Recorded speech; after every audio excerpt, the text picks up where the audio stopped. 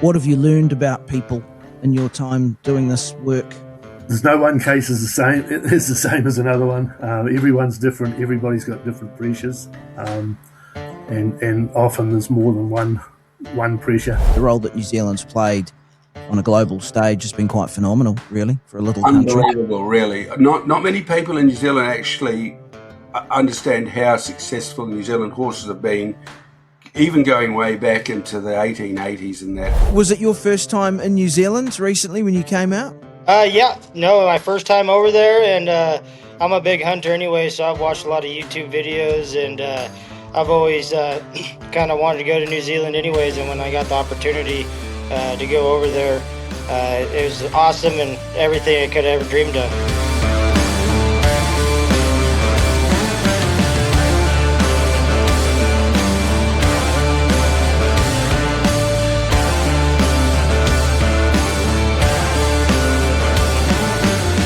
Hey guys, welcome into the Rex Daily Podcast here on YouTube, and coming up for you today on the latest edition, Neil Bateup joins us, a lifetime of supporting farmers and growers. Stay tuned for that one. Also, Brian Delore joins us as well.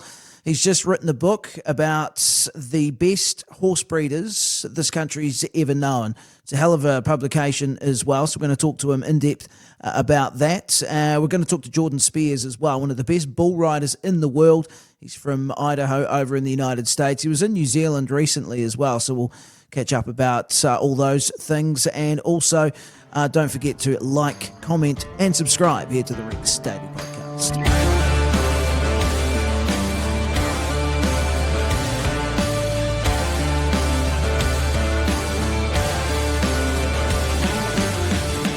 So Neil Bateup, who you'll probably all be aware of, he's been on the show many times before. He helped set up the Waikato Hauraki Coromandel Rural Support Trust. This was back in 2004. 2017, he became the founding chair of the New Zealand Rural Support Trust, and he's given countless hours supporting farmers and rural families facing hard and difficult times. Now, in the recent New Year's honours, he was awarded the Companion New Zealand Order of Merit, following on from being made an officer of the New Zealand Order of Merit back in 2018. He joins us now. Congratulations once again, Neil. Yeah, thanks very much, Tom.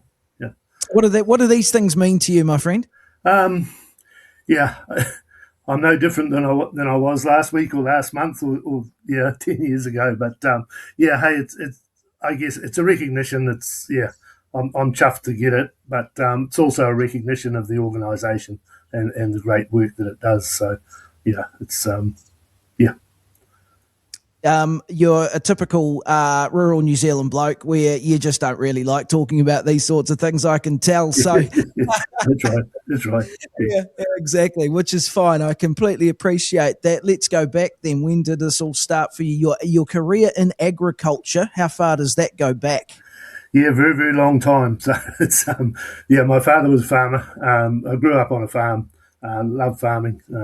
Did 4 years at secondary school, and then my father was crippled with arthritis, and they didn't have artificial joints in those days. So I left school and started milking cows, and I've milked cows. Well, I think I did 52 calvings in a row before we sort of stopped about 8 or 9 years ago. So wow. But I'm still farming. I've still got a farm. So good on you. And your base, has it always been based around that sort of the wider Waikato region, or? Basically, anyway, Te Howie region. I'm only about 2.5 k's from where I was born, so haven't moved very far.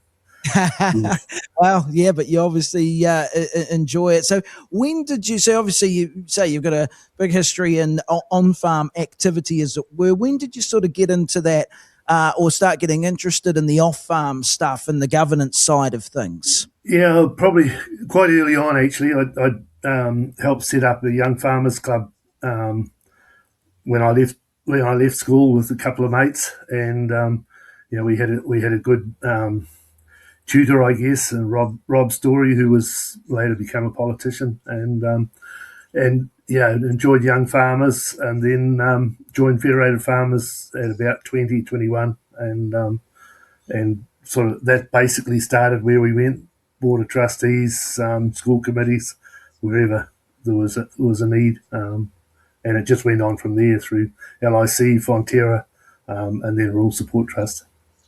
So it's just part of your nature, though, to sort of do these sorts of things. Yeah, I think so. Yeah, I like talking to people. I like working with people, and I like learning. And a lot of these things are around learning and and communicating and talking with people. And a lot of it not for profit as well. So there's got to be another motivation in there. And is it just people? Is it you explain to me what is that motivation for you?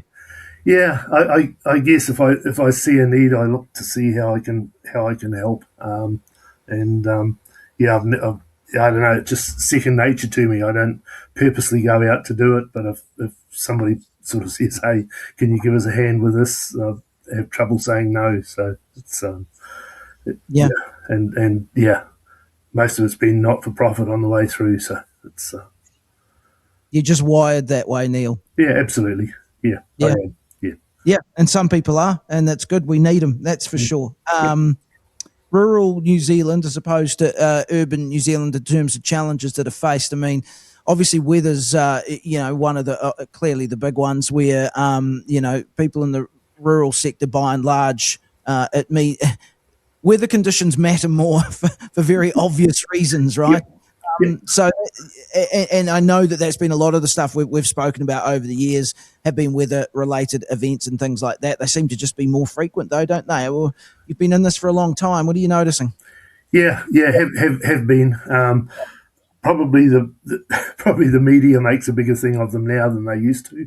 I can remember some major floods and stuff when I was young, and various other storms and cyclones. But possibly, the publicity around them is a lot more now. I think they probably are more frequent than they were. And in farming, the challenges, the challenges are the uncontrollables, and the weather's one of those, and product prices, etc., is another one. So that makes it difficult. When you look at farming, a lot of people, they're small businesses with one or two people running them, and you have to be an expert in animals and soils and pastures, finance, HR. There's a whole range of things in there, and so it gets quite complex at times. I think your perspective on the coverage of weather events is actually quite interesting as well, while realising that there's probably a bigger frequency of things now. Yeah, the coverage, such as the news media these days, the coverage of them, it seems to be, just attracted to disaster type scenarios, aren't they? Really? Absolutely, they are. Yeah, and social media and everything else just puts it right in front of everybody straight away. It's that doesn't help. There's obviously a lot of other factors that come in. When you mention commodity prices there as well, that's an interesting one because there's no control over that either. You would have seen and had to probably help people deal with things like, the loss of of land or a business, or maybe relationship collapse after that as well in various guises. I mean, you would have seen all of that stuff as well. Oh yeah, absolutely. Often it's nobody's fault. It's circumstances. Somebody buys a farm at the market price at the time, but commodity prices crash, interest rates go up. There's a whole lot of things that can happen and just changes the situation. So you actually just have to learn, how to work through those. Concentrate on the controllables. And develop a plan and work through it and get support to help to get through that. That's the basic philosophy behind it. That's the way you sort of deal with problems is you break it down, make it manageable insofar as it is, rather than look at the big picture. It's bite-sized steps. Yeah, bite-sized steps. Yeah, my wife and I, the family, went through the 80s with the huge interest rates, the changes in the dollar and all of those sort of things. So things got very, very tight there. So we just buckled down, looked at what we could control, talked to people, talked to consultants, talked to finances, talked to financiers, and everything. Just kept everybody in the loop and planned and just knuckled down, and we got through it. It was but it was tough. 26% interest is not particularly easy to pay. 26%. Imagine if you said that to young people starting out now. 26%. Yep.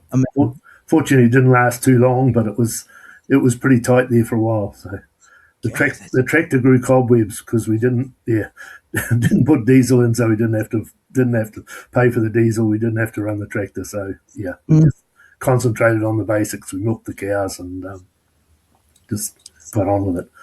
Well, I suppose, Neil, as well, the fact that you've had to go through, no one's life is drama-free, is it? The fact that you've gone through things yourself when you're talking to people, gives you a perspective, I suppose, and things that you've learned that you can pass on. Yeah, absolutely.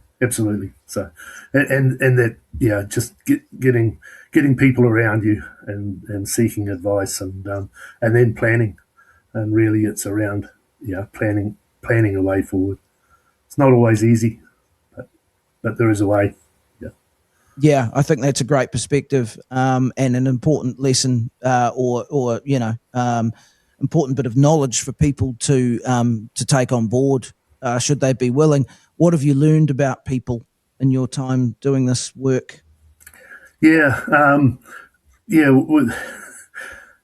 no one case is the same. It's the same as another one. Everyone's different. Everybody's got different pressures, and often there's more than one pressure. It'll be a financial. It'll lead to a relationship, which will lead. And there'll be a whole series of things. But just being able to sit down, have a quiet cup of tea with people, and just work through what the issues are, and help them to compartmentalize everything, and then develop a plan for each part of the problem.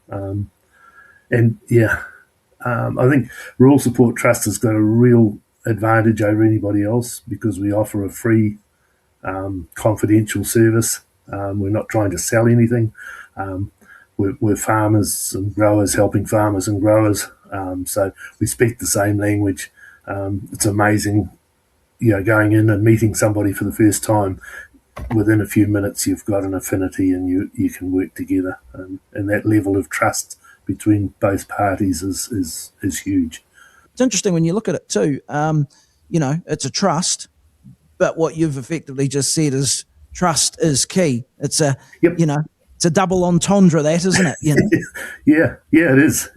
But trust is key, and it's around people, and once again, it's around people and people's skills, and we've got a great team across the country. I think there's about 360 people involved in the team across the country, and it's they're doing great work. Do you think that's why it's got a reputation of being successful in this space and again trusted by people? A mix of all these things that you're talking about, the fact that you're not actually selling anything, the fact that the people like yourself have had their own experiences to draw on. What do you put that down to? Is it a mix of all these things that make it successful? Or? Yeah, it's a mix of all these things, and the teams in each region have some different skills. So one person, we try and match people to people, and problems.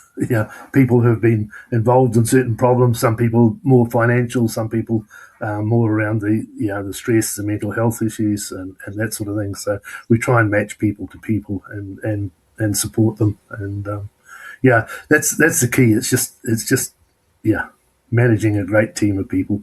What difference do you think the Rural Support Trust has made?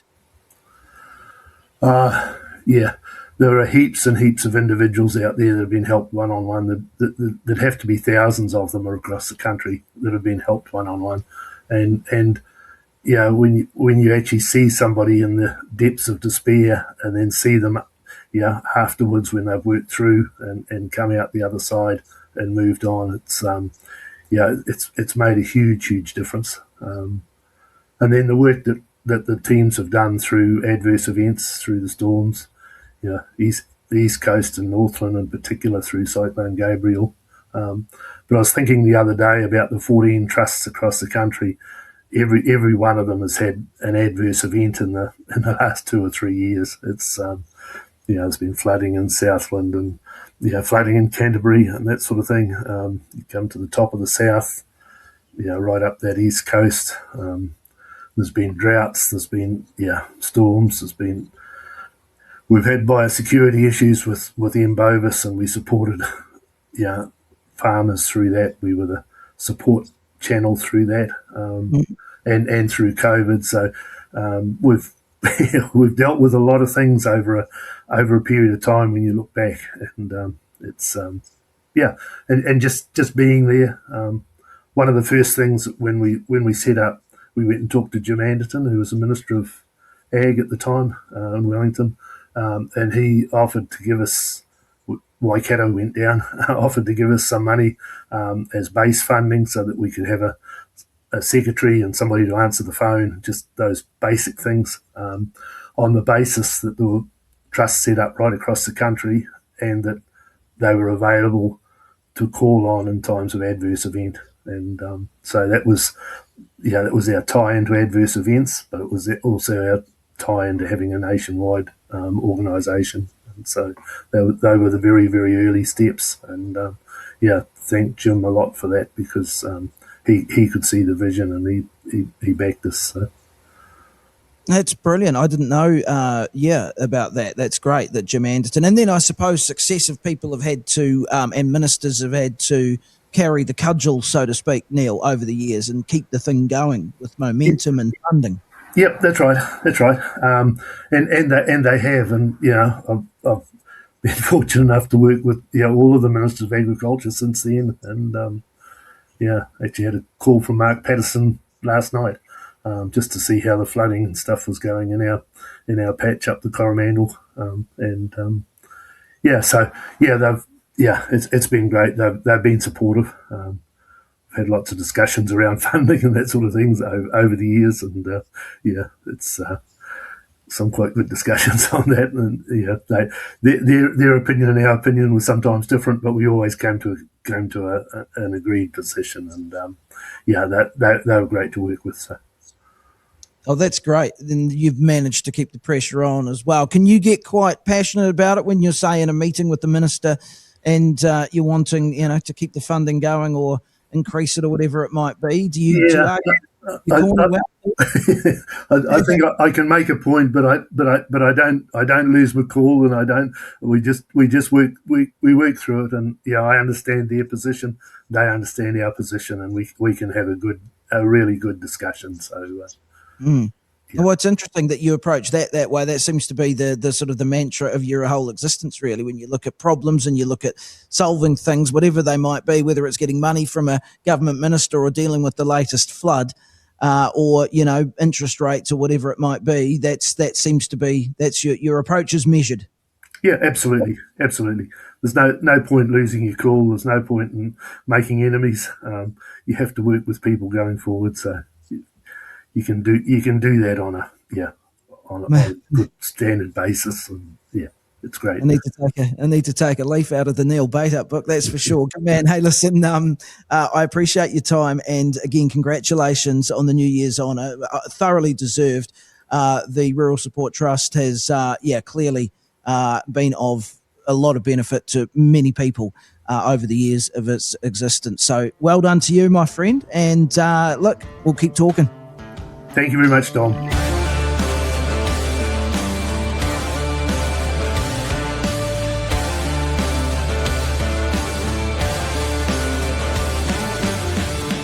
So for the first time in New Zealand racing literature, a new book, The Horsemakers, actually places the breeders, the people behind the horses, at the centre of the story. Some were farmers, from sheep and beef breeding to race horses, and these stories are all brought together in a very wonderful, large, stylish publication. It's a coffee table book, a black book, and the author, Brian Delord, joins us now to talk about it. Lovely to have you on. How are you? Yes, I'm good. How are you? I'm really good, mate. I'm really good. Is this your first book, is it, or have you published before? No, I lived in Australia for 14 years, and I did 3 books over there. Then I came back home, managed a stud called Row or a Stud in 1985 when it was a public company. I was the general manager. And then that reverted back to the estate of Sir Wolf Fisher, and I learnt the history of one of the subjects in the book, Sir Wolf Fisher, from that time. But I'd been touring the studs well before that, and I had an interest in the history, and the people were very interesting, but nobody had ever sort of taken the time and effort to delve into the background of the people and where they came from and who they were, and how they got into breeding horses. Most of the publicity belonged to the people who race the horses, the jockeys, the trainers, and race day performances. Then, of course, with the advent of the internet in the 90s, there were less and less books written. So there hasn't been a big book written on the horse and race horses, that is thoroughbreds, since John Costello wrote his in 1988. He published his, so it's a long time. Oh, a very long time, yeah. So were your previous books to do with racing as well? Yeah, they're all on horses. So I've been in horses most of my working life. I grew up very close to Riccarton Racecourse in a little street called Whitty's Road, where the 1929 Melbourne Cup winner Night March was trained from. It was very close to the racecourse. And so, you know, I had a misspent youth around that area, playing billiards and snooker and pool and going to the races. All the fun stuff, Brian. Yeah. Yeah. So the idea then came to you. It's been the seed was planted a while ago. It's been germinating up until this point. Yeah, I guess it was planted a long time ago, because I remember as a teenager reading an old magazine called Hoofbeats, which is long gone, you know, but in the 60s, reading about people like Wolf Fisher. And so one day ending up there as the manager was sort of like a dream come true. And so I was always interested in the history of the studs and the breeding and the pedigrees, probably more so than the racing, although both, you know. But so it would be about 2016 or something. I got the idea that there was a lot of people around that I should interview to write a book. Otherwise, their stories would be gone.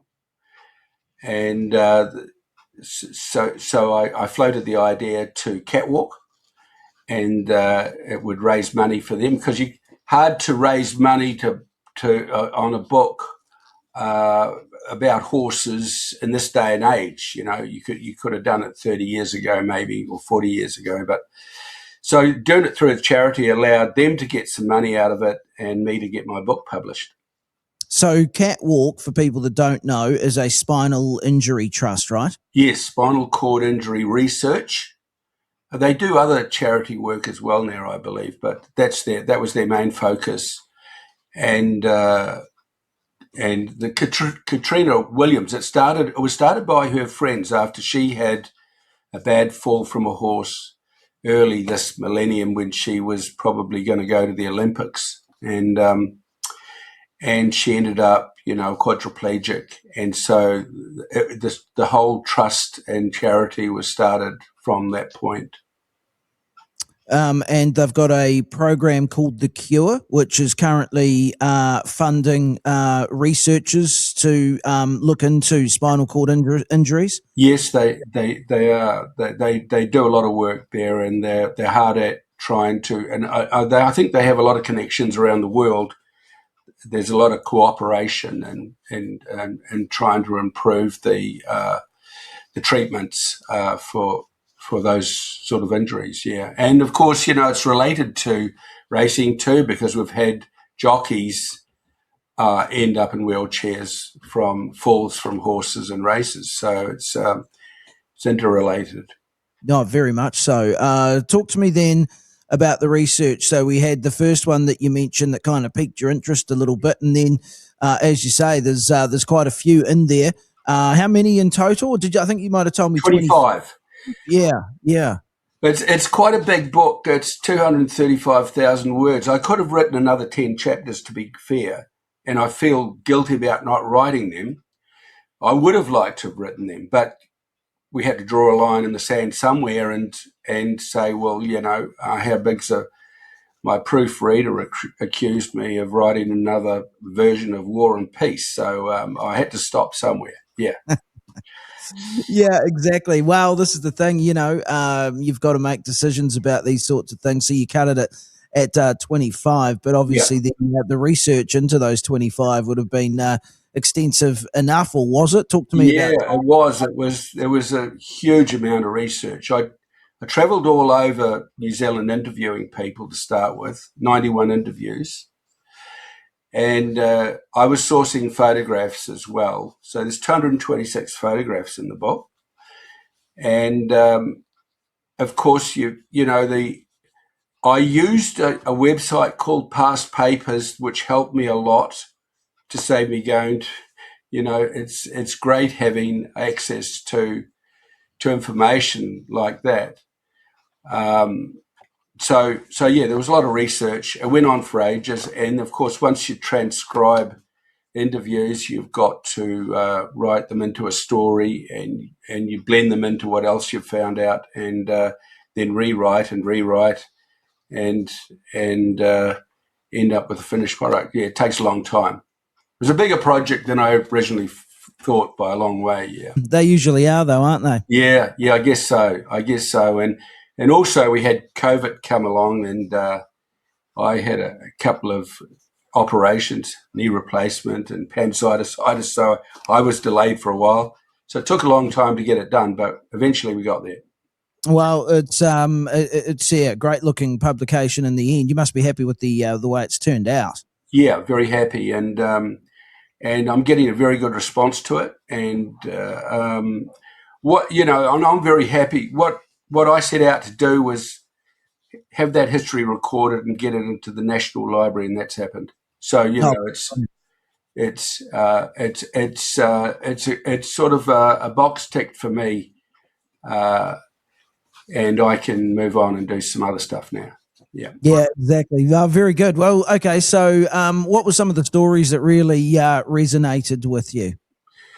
Well, I really like the story about Nancy Williams. She was born in Marlborough. Her name was Nancy Teishmaker, and she was a horsewoman. She did mustering, and she was on a horse every day. And 80,000 acres, I think it was. Part of it was owned by the government, but her family ran it. She used to go to the Christchurch AMP show every year and show jump and do all those sort of things. Well, at a wedding, she met Alistair Williams, who was from Te Pārai, which is a great big sheep station with cattle, etc. And a week after they met at this wedding, they met again at Trentham Races, and he proposed to her after 1 week. and she said yes, and so they were engaged. And then he went to her and he said, well, you can bring your horses, your dogs from Marlborough, but you're not allowed to bring your horses. We don't have horses on Te Pārai. And she said, well, I'm not coming. They did have horses on Te Pārai, but just for mustering, Yeah. And so he went back to her cap in hand and pleaded. He changed his mind, and she agreed. And she brought her 2 mares to Pārai, and they got married. And 8 generations later, from one of those mares, Nancy Williams' grandson, Sam Williams, sold a yearling at the Sydney Easter sales last Easter for $1.7 million. So, the family not only lasted through all those generations, but has produced some great horses along the way, and it's from Little Avondale Stud, which is named after Nancy's original property in Marlborough, Avondale Station. So that's a good story. And about several years into their marriage, she went and bought a mare, attended for a mare, and it was only she had the choice of 12 mares, and she tended for the smallest one. The name was Sunbride, and she bred from that. And after 3 or 4 years, it wasn't doing very well. So the husband said, Alistair, he said, you better get rid of that mare. And she said, when that mare leaves here, I'll be leading it down the driveway and going with it, sort of thing. So she kept the mare, and then it bred the Melbourne Cup winner, McDougall, 1957, the 1961 Caulfield Cup winner, Olymp, and then later that decade, General Command, which won the Sydney Cup. So it bred 3 great horses more or less in a row after that. All those horses retired back to Te Parai. But Te Parai became a really great stud because they had some outstanding stallions. So I guess it was a time where chauvinism was at its peak, and women didn't get the credit, and Alistair probably got the credit. And he was a great administrator in racing. He got converted and it was a founding board member of the Thoroughbred Breeders Association. But I thought that was a good story because it was Nancy that drove it, and not the husband. And they were the leading stud for a long time. So it was. So that's just a lot of anecdotes like that in the chapters of a lot of people. Patrick Hogan is the biggest chapter in the book. That's 19,000 words, and his story is a good one. And he was a great marketer, and he's one of the ones that didn't really come from. He came from a farm, but his father, Tom Williams, was in Shire horses and had Shire stallions originally, and then bought a few thoroughbreds, and he got started that way. But so all these people have come from different backgrounds, and take the Lowrys, for example, the Lowrys of Okawa. The first Lowry arrived from Cumberland in England in 1846, just 6 years after the treaty was signed. There was only 13,000 colonists here in New Zealand then. And he arrived with £1,000, which would have been a fortune, I guess, in those days. Oh, yeah. And by he'd moved around the country buying and selling sheep and cattle. Then by 1853, he hired a team of Maori boys to guide him over the Gentle Annie track, which goes from Taihape through to Hawke's Bay. It was just bush in those days. And that's where he settled. He bought 10,500 acres of sort of fern and scrubland and converted it into one of the most successful farms in New Zealand, and bred some great. He wasn't a horse breeder. He was mainly cattle and sheep. But his son took on horse breeding, and there's been 6 Thomas Lowrys in a row that have occupied the homestead at Okawa. So that is quite a tradition there, yeah. And there's good stories about Sir James Fletcher, how he got involved, and Sir Will Fisher. And there's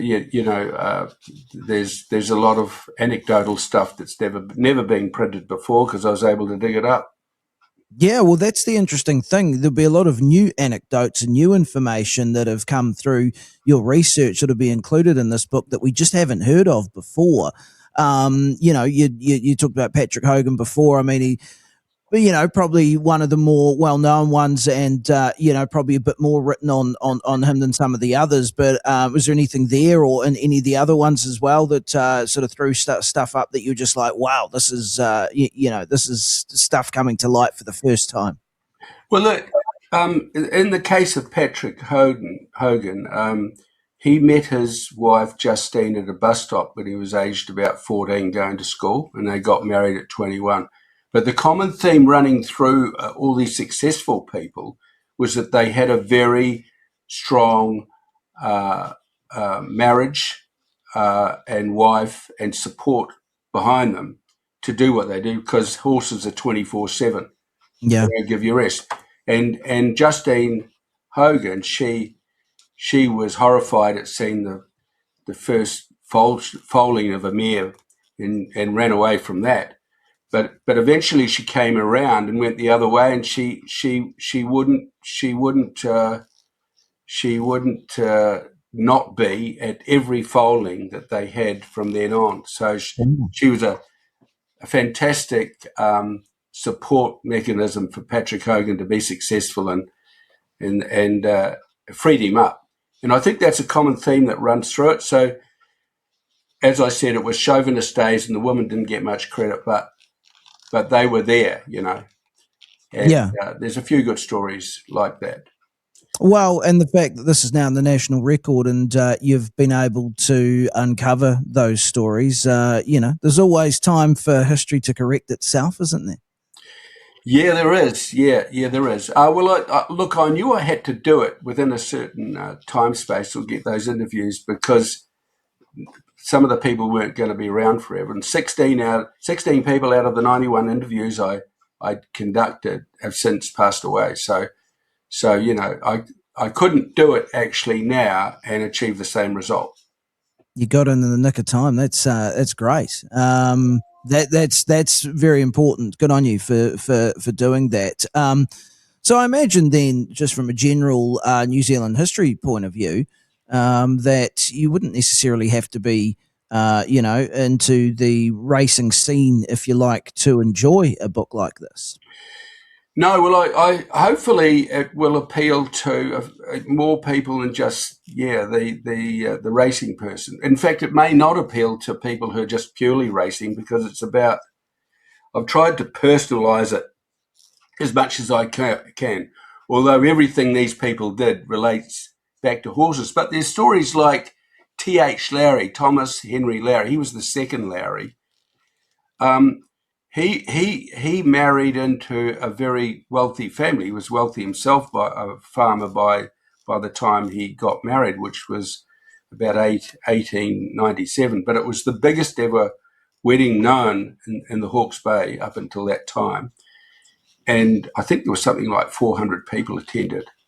But he married into a family called Watt, W-A-T-T. James Watt was the wealthiest man in New Zealand at one stage. He owned half of Kohimarama. He owned the biggest sheep station in Hawke's Bay, and he was the first man to import steamboats to take cargo around various ports in New Zealand. So he made a fortune, but unfortunately he didn't live long enough to really use it. He died at age 45. So T.H. Lowry married his daughter, Helen, and she was a very strong woman. And they say that the story goes from the family anecdotally that she used to make the bullets and T.H. would fire them, so she was a strong one. But all those Lowrys went back, they got educated in Christchurch at Christ College, which opened in 1850. And then they went back to an agricultural college west of Gloucester in England, and then went to Cambridge.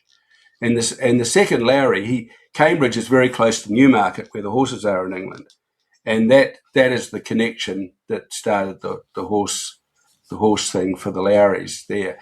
But T.H. Lowry, he bred a horse called Desert Gold, and she won 19 races in a row. She was the top mare during that up to 1920, the first 2 decades, or the second decade of the century, and the 20th century. And he donated all the prize money. He sent the mare to Australia.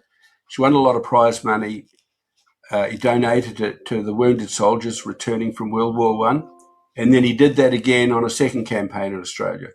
And then in the Second World War, he in 1940 he was the single largest philanthropist donating money in the Second World War. He donated £10,000 in 1940, and they built the Lowry Hut in Egypt for which wasn't exactly a hut, housed 880 soldiers.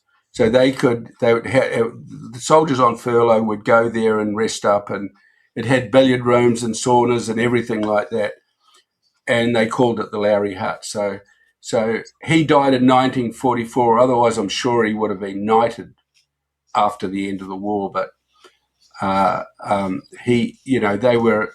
whole family were well-known philanthropists around that time. And so there's all those stories which don't relate to racing, but the human interest ones. Yeah.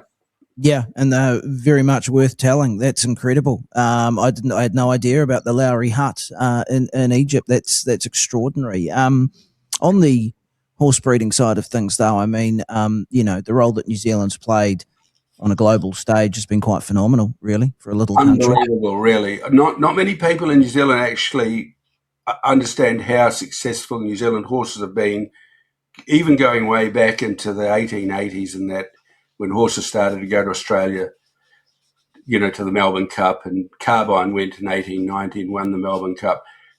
For a little country with a small population, we've really done very, very well. There was a time when in the 70s when we had 10% of the racing population in Australia winning 50% of their Group 1 races. We're breeding a lot less horses in New Zealand now than we used to.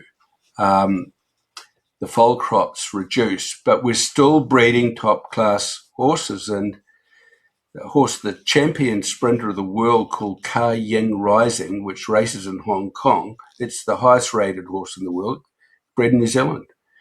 And there's a good example of how breeding horses is very much a game of luck. The grandmother of that horse sold for $1,000 in 2012. So, you can, it's a great level of racing. It's a very jealous game. It's very competitive. So the green monster rears its ugly head quite often, but we bat very well for a small country, and we're still winning 22% of Australia's Group 1 races with 7% of the racing population. So we're still doing very well. Yeah, that's extraordinary that we're still doing that. And of course, a lot of the lineage, goes back, and your book will trace it. When did it become apparent that, hang on, these blokes down and girls, obviously, as you've mentioned, in New Zealand are actually pretty good at this? When did that start to become apparent to the rest of the world, particularly in Australia? Well, I think when you go back, there's a chapter on a guy named Ken Austin who was born in Australia, who came to live in New Zealand. He was multi-talented. He could do anything. He was a writer. He was champion amateur jockey. He ran the polo. He had all sorts of talents. He was an auctioneer. So he came to New Zealand in 1925 at the invitation of some prominent breeders, and he realised very quickly that New Zealand had a lot going for it, particularly with its environment and its ability to grow grass and raise horses. In those days, the feeding of horses wasn't as scientific as it is today, and you very much relied on growing oats and growing grass, to get your horse. So he came and he sold as an auctioneer Phar Lap in 1927 at the yearling sales, and the company he worked for in Sydney went broke in the Depression in 1932. So he came to New Zealand, age 48, and he handled Phar Lap's sire and the mother and bred all the relatives and was very successful. and he was a founding member of the New Zealand Thoroughbred Breeders Association as well. About 1949, I think that happened. So there's, look, I think it was happening. New Zealand was recognised early in the 20th century, really, and there was a growing interest through that time. And there was a period where we'd won about 16 out of 25 Melbourne Cups. And at one stage, we used to dominate all the staying races in Australia. That no longer occurs because all the European horses are funded to come out, all the best horses, and it's very much an international event now. But overall, we have done very, very well, whether it be staying horses, and now we're breeding faster horses. By necessity, really, to compete with the Australian sprinters. Yeah, it's fascinating. I've had nothing to do with horses in my life, yet the history of the horse, no matter sort of which aspect or sort of timeline or society you look at over centuries, the horse plays such a role. It's incredible. Yeah, well, the horse population in New Zealand at the outbreak of World War II was incredible. There was, because they were, it was really, they were still using horses. Tractors hadn't really come in. They were still using a lot of work horses anyway, and it was cheaper than buying a tractor. But that's declined over the years, and draft horses, are no longer used, of course, for work. But no, we've got a great history of horses, and that's it's life has moved on to artificial intelligence and a lot of machinery that's replaced a lot of people and horses, but the history's there, yeah. So I'm just pleased to be able to have contributed to recording some of it. Well, yeah, good on you for doing it too. It's very important. So, congratulations on the final outcome of the book, Brian. That's for sure. So, where can people find it? Catwalk are handling all the sales, and they have a website where you can order it. And 100% of the proceeds of the sale go to Catwalk, and it's $120, and it can be found at the Horsemakers, one word, .com, thehorsemakers.com. If you go to there, you can look at the book and order it if you wish. Fantastic. Lovely to talk with you. All the best with whatever you get up to next, and congrats on the publication. Thank you very much. Thanks for having me on.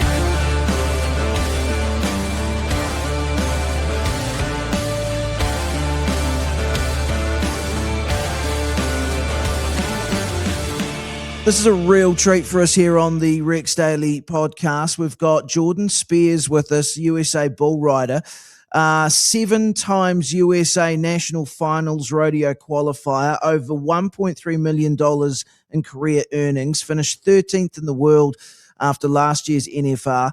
And he's been out in New Zealand recently, as Ross Dowling told us on the program last week, for a visit, a coaching session, and a few other things as well. I think it is great to have you on, Jordan. Thanks so much, dude. Yeah, thanks for having me. I'm excited to be on here. Hey, man, was it your first time in New Zealand recently when you came out? Yeah, no, my first time over there, and I'm a big hunter anyway, so I've watched a lot of YouTube videos, and I've always kind of wanted to go to New Zealand anyways, and when I got the opportunity to go over there, it was awesome and everything I could have ever dreamed of. I heard you got up to some pretty cool things. You got to experience a fair bit of the country in a short amount of time, but yeah, what did you think? What were your impressions? What did you enjoy? I mean, I enjoyed everything. We crammed a lot of stuff.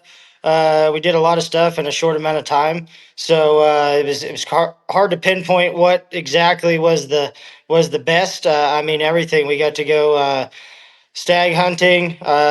We got to take a helicopter over to the ocean and eat crayfish up on a lake in the mountains, and so I mean, it was I'm still taking it all in and kind of realizing how lucky I am to be able to do all that stuff in that short amount of time. Some lucky young rodeo people got a chance to benefit from some of your coaching as well. What did you think of that?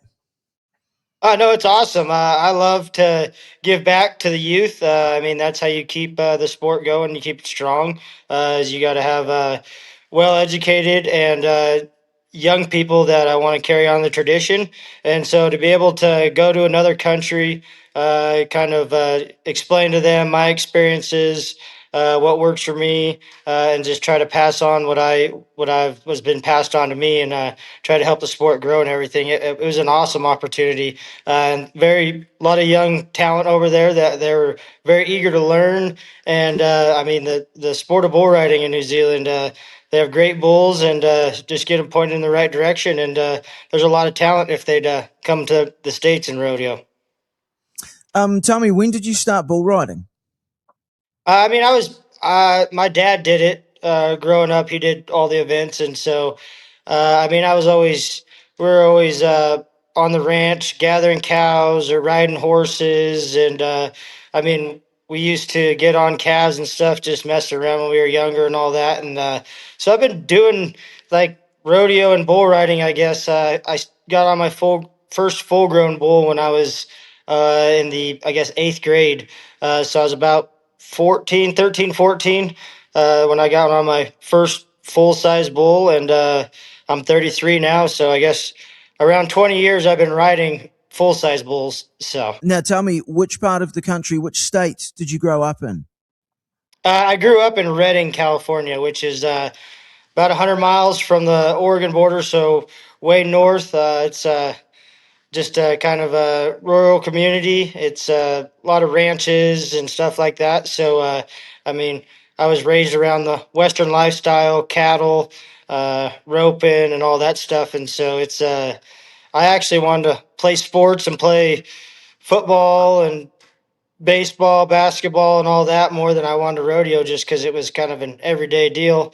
And once I got a little older and realized how talented I was in the rodeo world, that I decided that, well, maybe I got a scholarship to go to college and all that, and kind of realized if you really dedicate yourself, how much it could help you and the places that it can take you. For instance, going to put on a school in New Zealand. So, did you? Are you saying you got a rodeo scholarship to college? Is that right? Uh, yeah, no, they have rodeo teams here in the States, and so colleges will offer you full rides and stuff like that to pay for your schooling and all that. That way that you come rodeo for them. And so, yeah, no, there's a lot of colleges. They have different regions and stuff over here, but no, college rodeo is kind of the way that a lot of kids get introduced into going to the pros. They go to college, and the PRCA and colleges work together to where if you're going to college, you can be on your permit for several years until you're done with college, and then you can buy your card and everything. So they kind of work together. But college rodeo is a very good step and introduction to like pro rodeo and stuff. That's really interesting. I didn't know that actually that was included. I mean, obviously you got your football and basketball that follow that similar path, and you do the college and then you go to the pros and all that sort of stuff. I had no idea that rodeo was part of that. That's very cool. Where did you go to college? I actually just went to college for 1 year, but I went to Mesa Lands. It's in New Mexico, Tucumcari, New Mexico, out in the middle of nowhere. But no, I made it to the college finals and went to college for a year and did some silversmithing and some horse dentistry stuff. And then once I went and rodeoed one full summer as a pro and won as much money as I did, and realized that that's what I wanted to do, and really put everything else on the back burner and dedicated everything to trying to make the NFR and make a career out of being a bull rider. Yeah, and it's gone pretty well for you because, as I said, you've qualified for the NFR 7 times. I don't know if people put that into context for our listeners, Jordan. What sort of qualifying standard do you have to reach just to get that far? Well, first it's only 6 times I've been to the NFR, so hopefully seven this year. But like the Yeah. qualifying, I mean, you got the top 15 in the world, and there's a lot of guys that have the talent and the ability to be at the NFR every year, and there's a lot of luck that goes into uh, everything falling into place, drawing the right bulls at the right time, and I mean, I work at it harder than I ever have before. Now, getting older, I realize the more you put into it, the more you'll get out, and so I feel better than I ever have. I'm a little beat up now because of Fort Worth Extreme Bulls. I got wrecked out, got a black eye and stuff. But I mean, the qualifications to the NFR 6 times.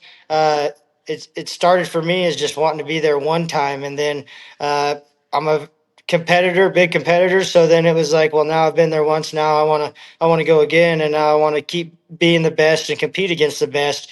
And so for me, just having that drive as long as I've had it and to be successful and as lucky as I have been, I mean, there's not a lot of people have rodeoed and made the NFR 6 times, especially in the bull riding. Yeah.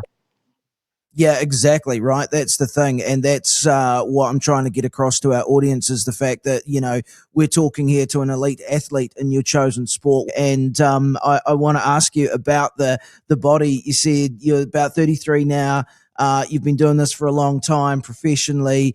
It looks just so bloody hard on the body, man. I don't know. Like, how is your torso holding up to all this stuff?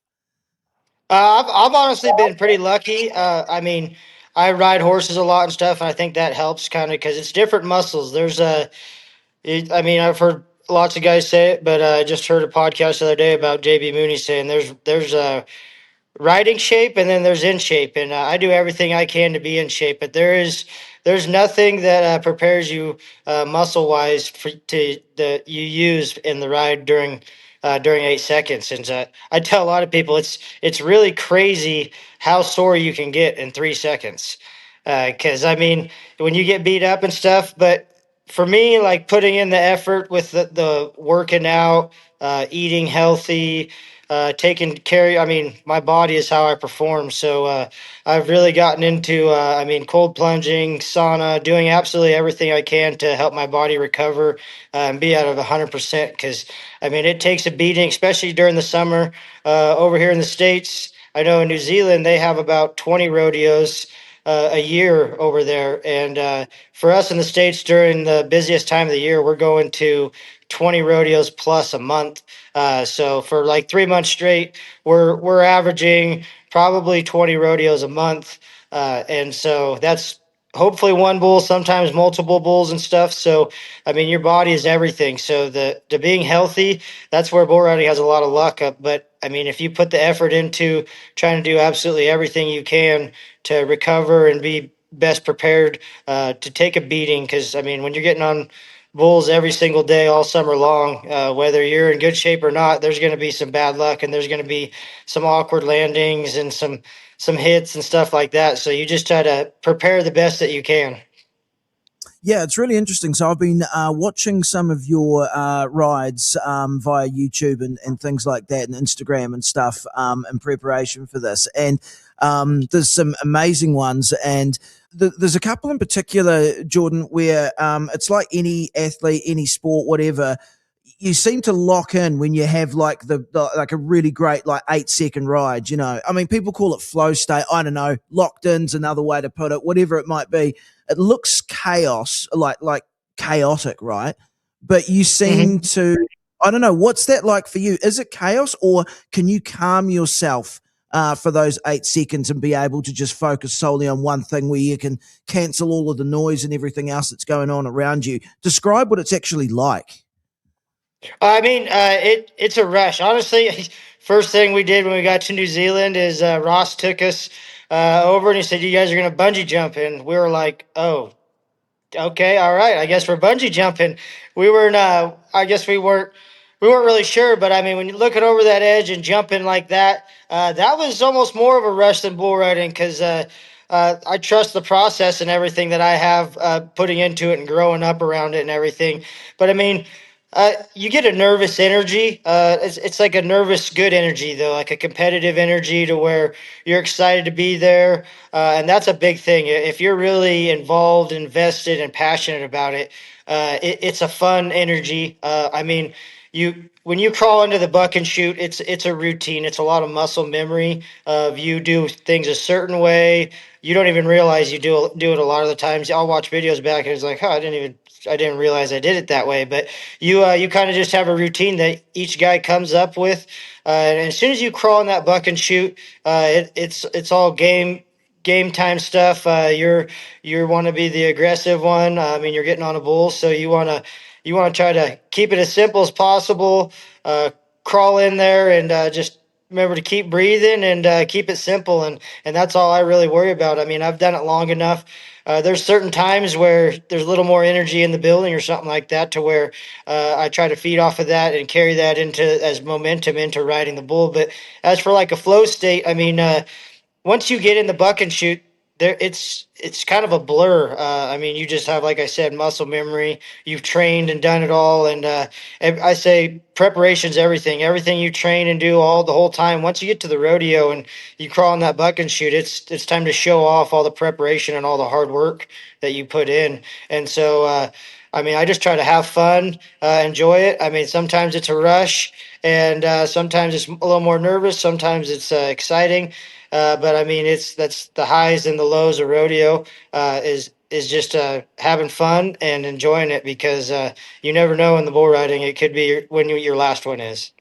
Yeah, man, absolutely. Hey, yeah, one of the things as well that is really interesting over here is the fact that it seems to be going on something of a resurgence in popularity in terms of people from more urban centres getting interested in rodeo and things like that. I mean, you've obviously got a big culture of it over in the United States, but as a general sort of a thing, do people from urban places, like, are they fascinated by it? Do you get people from outside of kind of like your standard areas that would come and watch it? What's the popularity of the sport like outside of who you would expect that would love it?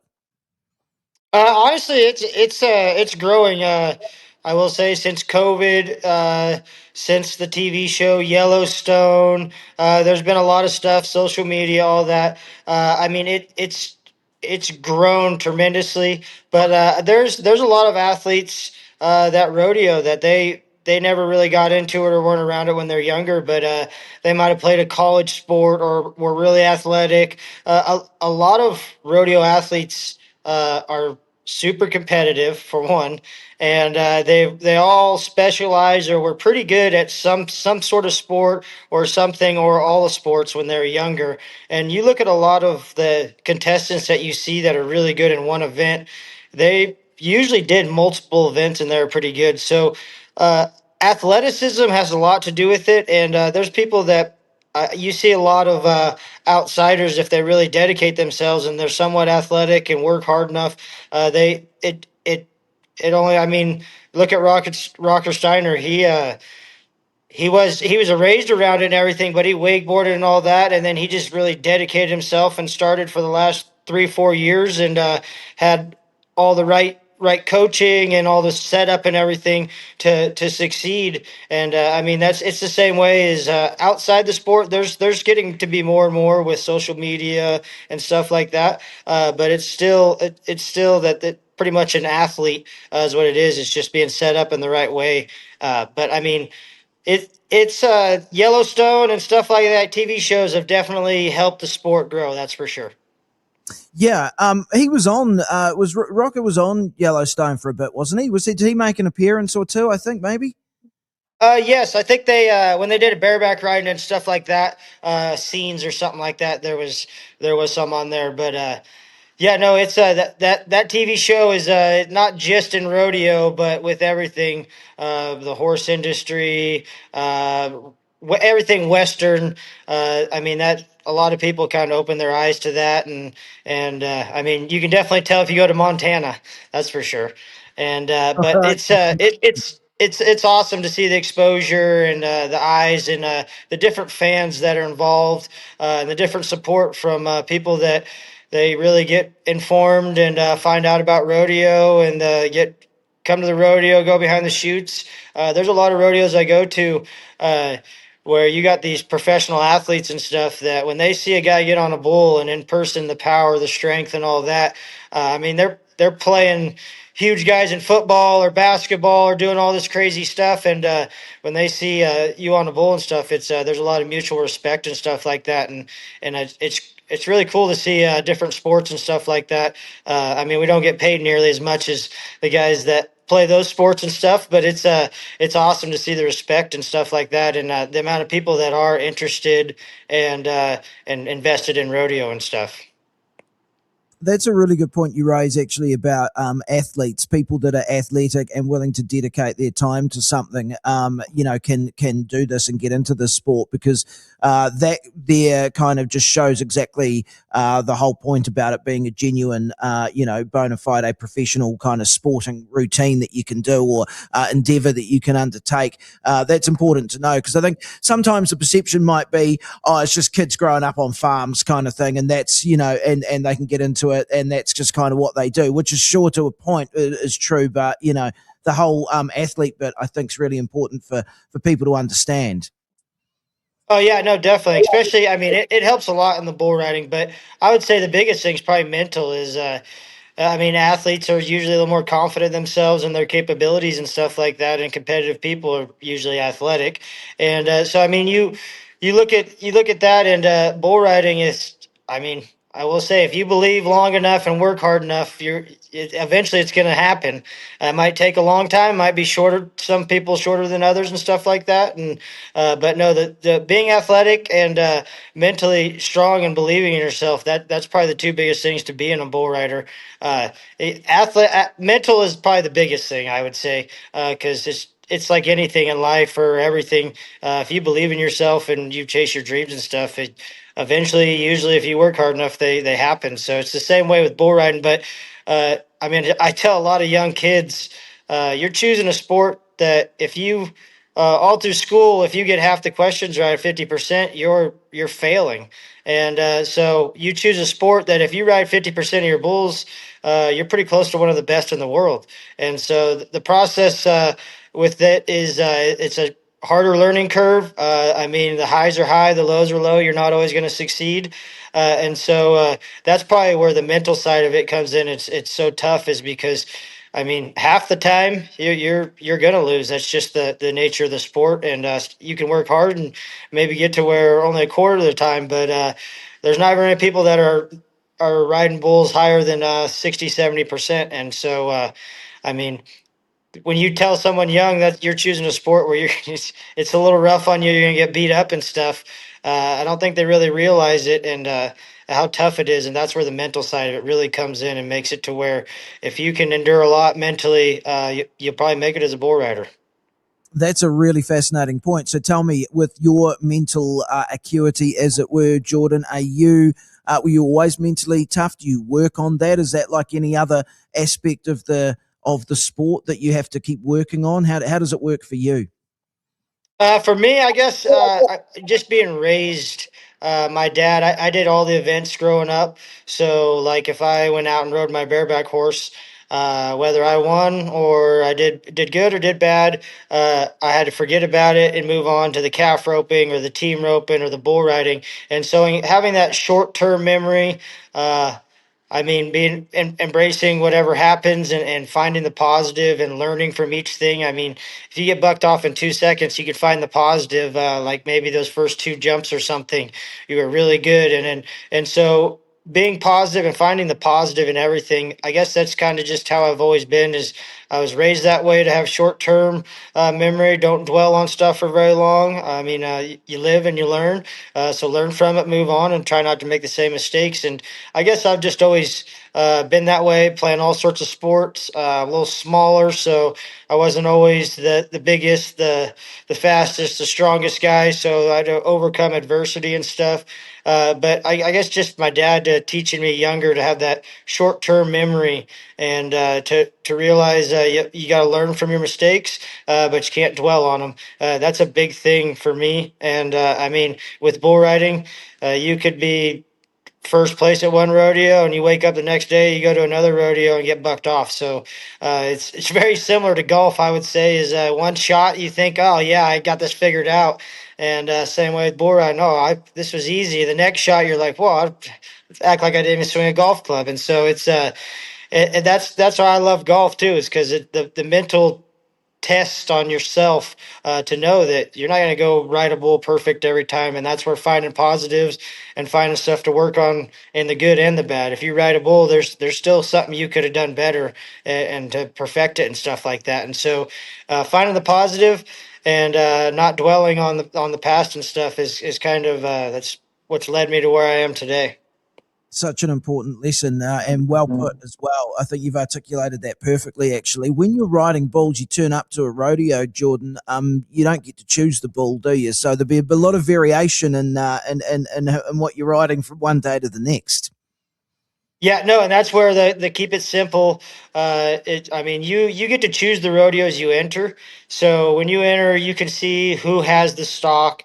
If you get a little bit of say, as you get to choose who owns it, really, but you don't get to pick. You get an email that says a number or a name, and you show up, and it's your job to go ride them and hope it's good enough to win first. And that's where another thing about not dwelling on stuff too much, especially in the bull riding.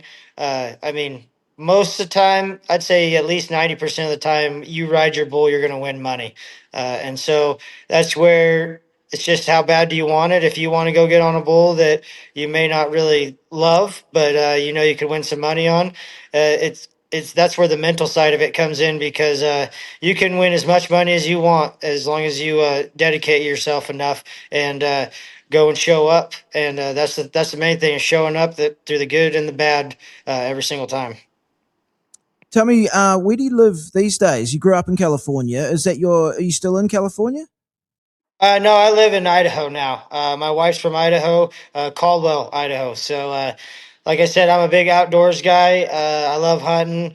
I've traveled all over the United States rodeoing for several years, and I've always loved Idaho and everything. And I was fortunate enough to find my wife over here, and now I live here and get to do all the hunting that I want, and get to. It's a really good location for rodeo and travel. What do you hunt mainly? Pretty much in everything. I mean, I love duck hunting. I love bow hunting, but I hunt elk, mule deer. Is whenever I get time when I'm not rodeoing, because rodeo is pretty busy.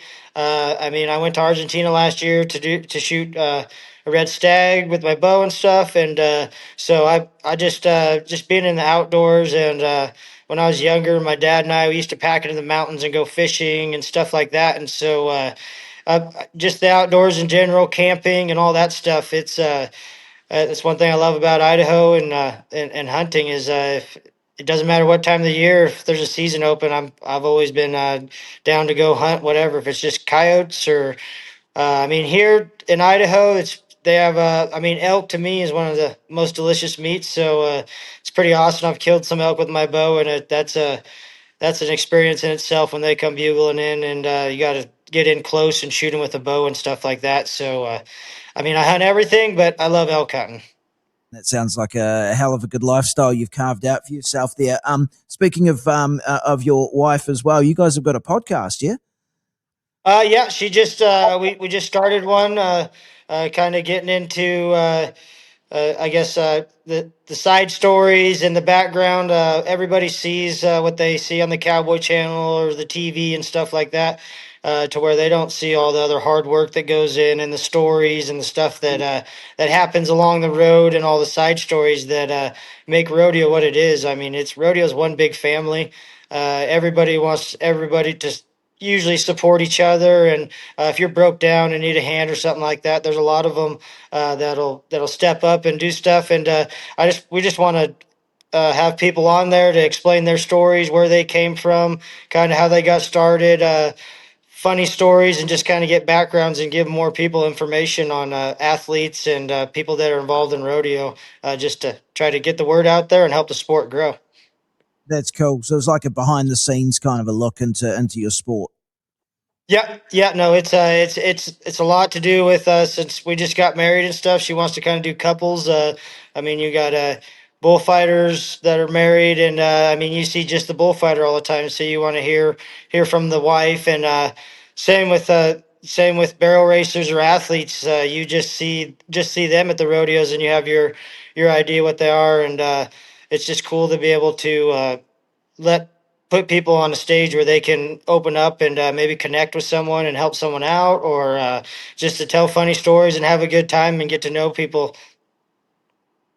So, in terms of like family life and stuff like that, I mean, it must be hard on people, especially during the season. I mean, you're on the road all the time and things like that. There's obviously injuries to contend with and that sort of stuff. So, it's. I mean, there's the great side of it, obviously, when you do well. But imagine it's a grind for a lot of people on the circuit. Just that day in, day out, just having to back up again and again and travel and rinse and repeat. I mean, there'll be the less glamorous side of it as well, right? Yeah, no, that's I tell a lot of people rodeo that the rodeo is the fun part. We drive for a living is pretty much what we do. The amount of time we spend in a vehicle with our traveling partner, not our spouses. We you better choose your traveling partner wise, because you spend more time with them than you do your spouse. I mean, you're talking pretty much from June 1st. You're It depends on how hard you're rodeoing, but for the most part, you're gone. Like the other day, I was gone for a rodeo, and I went to New Zealand for 10 days, and then I flew back. I went to San Diego. I was home for 2 days. I went to Fort Worth. And so, I mean, that's probably one of the biggest things. Is the hardest thing is entering rodeos, the travel, the stress. And that's what's big about taking care of your body and stuff, is you're just going, going, going. And so investing in your body on trying to stay healthy and stuff, it is hard with the amount of hours that we spend behind the wheels. You go get wrecked out. You have to sit in a truck for 8 hours.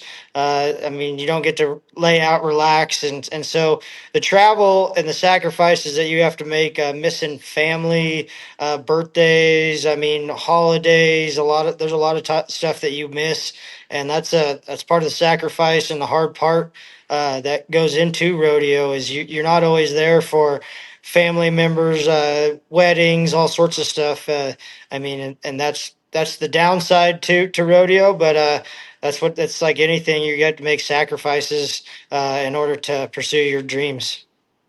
Yeah, it's funny, isn't it? It's the 8 second ride that you do. People are seeing the very end of all that stuff that's gone into it up until that point. That's like the tip of the spear. It's like the culmination of all those hours and weeks and years and everything, and it all goes into that. And then you got this 8 second thing, and that's what goes out to the world. That's what people see. But behind that, there's just there's a whole trove of different stuff that's going on. Oh yeah, no, and that's what a lot of rodeo athletes say it, but we couldn't do it by ourselves with our spouses, our families, our sponsors.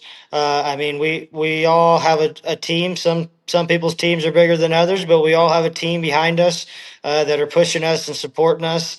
Because if we had to do it by ourselves, it'd be really rough, and it wouldn't be nearly as fun. So it also makes it a lot more enjoyable when you have a team that's pushing you and supporting you and cheering you on.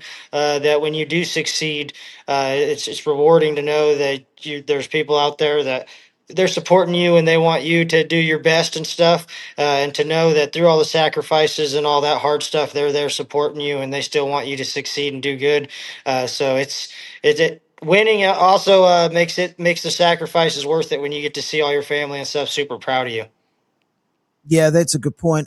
Give us a sense of your team, Jordan. Like, how many people you got around you? What do they kind of do? I mean, my wife, she's my biggest supporter. She does CrossFit and works out, and I'm competitive, so everything we do, she's super competitive. So we like to go golfing, do everything. But no, my wife, she wants me to win, and she wants me to pursue my goals and dreams, and pushes me every day. And so that's probably my biggest supporter. But I mean, I got my family, my dad, and all them.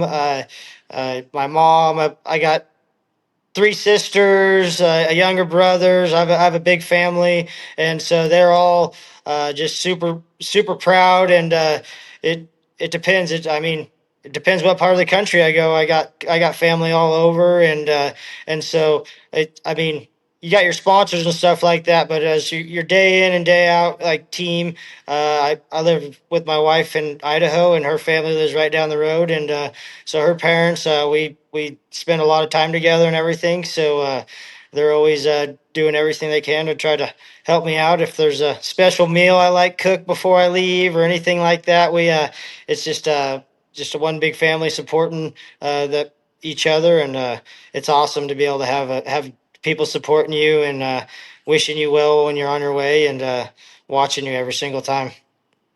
That's very cool. Forgive my ignorance. How long can people survive in this sport? As you said, you're 33. I don't know, man. You tell me. What's the sense like? A guy's riding in their 40s. What's the longevity in the sport?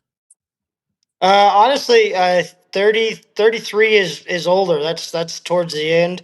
It's a young guy sport. I mean, you see a lot of the guys. I would say about 30 is usually when it starts dropping off, with injuries and just health wise.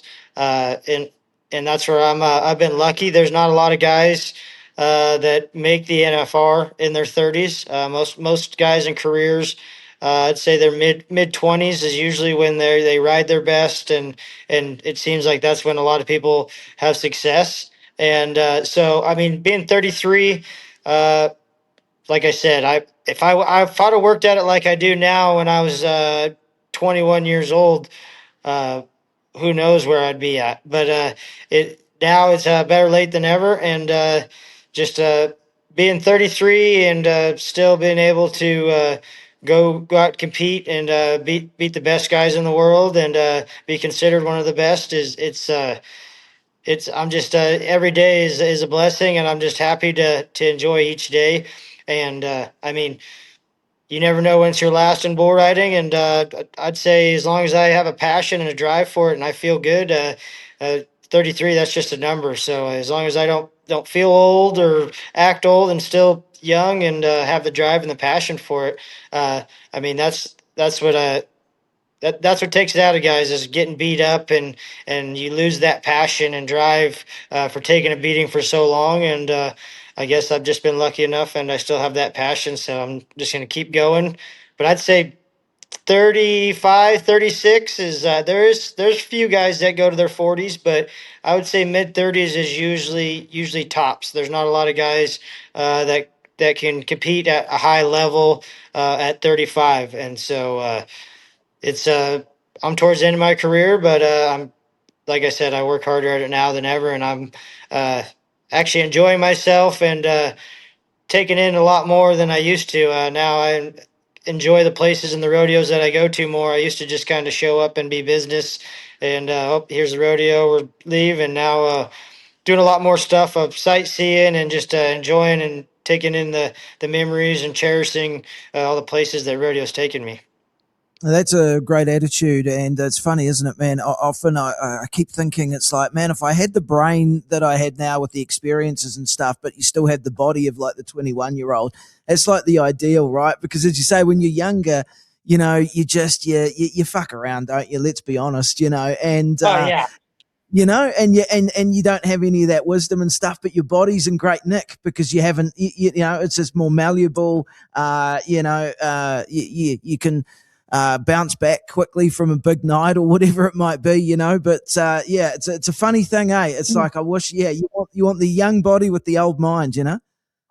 Oh yeah, no, definitely, especially in the bull riding, because it takes a little while to get used to. I mean, you go out and you go have too much fun one night, and the next day, uh, you just feel fine. And when you're 30 years old and you do that, it takes 2 days before you feel fine again. And so and that's the thing, when your body's everything. So I mean, the learning curve when you're younger, that's the reason you keep going, is because you heal up fast. If you had to learn through pain at 30 plus years old, that you wouldn't do it nearly as long. And so that's the big thing is the that's where the mind wise is. If you have a good mind at a younger age, it usually works out a little better in your bull riding career. I can imagine. Yeah, exactly. Has the culture changed a bit? Because I imagine it's still a hard partying, hard drinking kind of culture. You work hard, you play hard, that kind of thing. Now, you guys, there's money at stake. You consider yourself athletes, which you clearly are. You put a lot of emphasis, as you say, into preparation with your body and eating right and all that sort of stuff. Has that culture shifted a bit, or has it always been professional? Or what's the landscape around that? Oh, it's shifted, I think, in a big way. I mean, with social media, it growing, but the amount of money that is now involved in rodeo that you can win. I mean, TJ Gray, he won $300,000 at the NFR, and so if you want to be the best and ride, you're going to have to dedicate yourself. But also, it's the mindset into it is now treated more like a business, where to before it was kind of like, oh, we're gonna go rodeo and have a good time and go drink and party and just enjoy it. And well, now there's getting to be enough money in it, and to where it's life changing amounts of money. And so when you put that hard work in, and you can win that money and set yourself up for after rodeo, which a lot of cowboys 20 years ago. All those guys, not very many people set themselves up for success after rodeo, and so it's a short career. And being able to the amount of money that you can, it's treated a lot more serious. The guys take it a lot more serious. They work at it harder. I mean, and it's just like any sports. Kids start when they're really little, fine tuning with some of the best coaches in the world, and by the time they're 18 years old. And so it's with the amount of money there's, the culture has changed quite a bit. But it's awesome for the sport of rodeo because it's guys can make a living and set themselves up, their family, and a comfortable living rather than riding from paycheck to paycheck and stuff like that. So the culture's definitely changed, but it's all due to the money.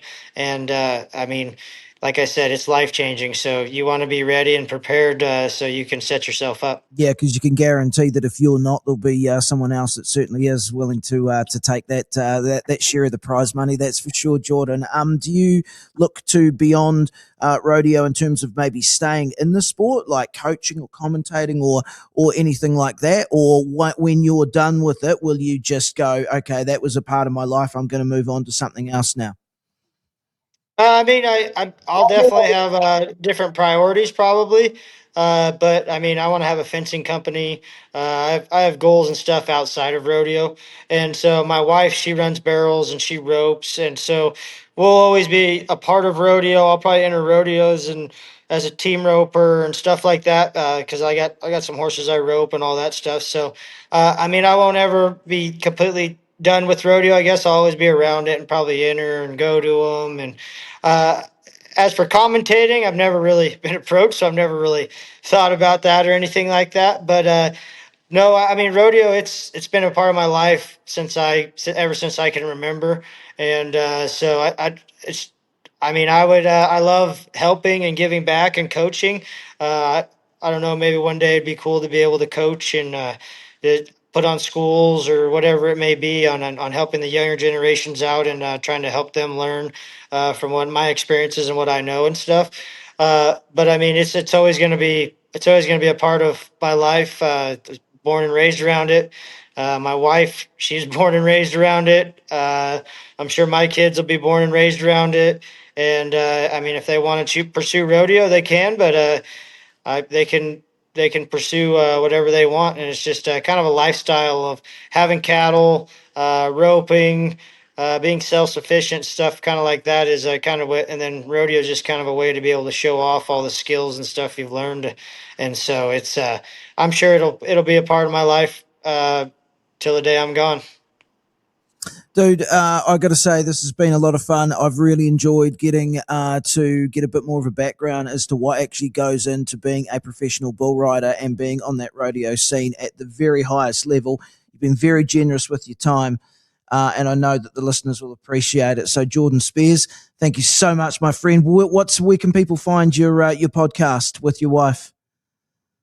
It's Behind the Buckles, and it's on Spotify, all that. But my wife or my Instagram, they can find it's Jordan Spears 26, and she posts on there, and you'll be able to find the podcast and stuff like that. And so it's I mean, it was awesome to be on here, awesome to be a part of this, and I'm sure in the link we'll figure out a way that they can connect with our podcast and stuff like that. Brilliant, my friend. Thank you so much. You have a great day. Cheers. Appreciate it. Thank you. Hey, thanks for watching, everyone. Don't forget to like, comment, and subscribe to the Rex Daily Podcast here on YouTube. And we've got new episodes for you every Wednesday, Friday, and Sunday mornings.